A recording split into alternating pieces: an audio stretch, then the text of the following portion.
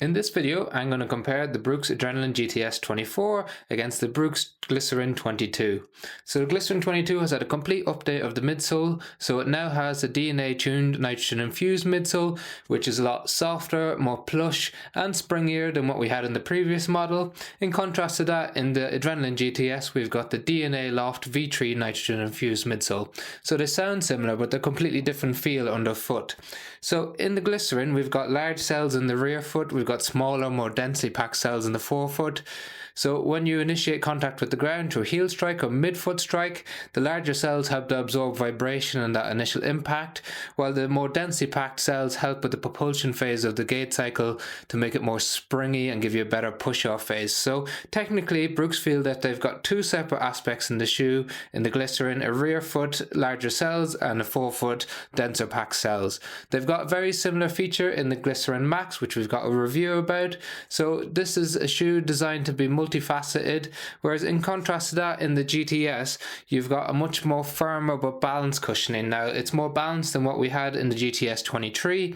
However, this one is good at absorbing shock, a little bit better than the previous model, but it's not as soft, not as springy as what you get in the brand new DNA-tuned midsole of the Glycerin 22.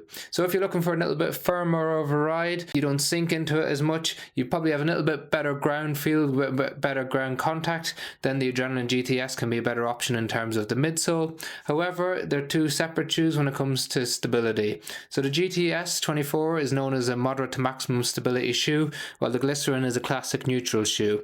And with some key differences in that, we've got the go-to support system. So you can see the stripy line on the inside of the Adrenaline versus the white cushioning underneath. The stripy line is much denser, much more tightly compact, so it provides resistance to compression. So if you pronate excessively, so move inward, it provides resistance as it's more difficult to compress it, pushes your foot back out again. And then you've got some broad sole flare and a wide base of support in the forefoot, and that tries to keep your foot centered in the shoe after you get this resistance from pronation forces.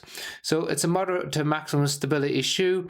Even though it's more of a maximal stability shoe, it comes in lighter than what we get in the Glycerin. So this is about 283 grams for size 9 men's US, and then you've got 289 grams for the same size in the Glycerin. So this is a classic neutral shoe. It has some stability features like the sidewalls on the outside, on the heel and on the midfoot, and then some bigger sidewalls on the inside of the foot. It's got a mild to moderately stiff heel counter, which helps to cradle your heel and reduce the amount of pronation forces when you initiate contact with the ground. However, it's more of a classic neutral shoe. It doesn't have the go-to support system that we see in the Adrenaline. In terms of use cases, they're different as well. So the Glycerin 22 is a classic recovery run shoe, long distance running, a little bit too heavy for that more up-tempo fartlek work. So it's more of a cruiser of a shoe. Then in the Adrenaline, we've got a moderate to maximal stability shoe that's a bit of an all-rounder. So you can use it for day-to-day running, day-to-day walking, standing all day. It's a good shoe for longer runs. Again, a little bit too heavy for them up-tempo runs. If you're looking for a stability shoe for faster workouts, you might look at something like the Hoka Arahi 7. Up on top of the shoe, they're slightly different as well. So you have a little bit more room in the toe box on the Glycerin 22. So it's slightly wider. It's a true to size and length, same with the Adrenaline. Then they also come in a wide and extra wide version as well. You've got a creel engineered mesh on top of the Glycerin 22 and a standard engineered mesh on top of the Adrenaline.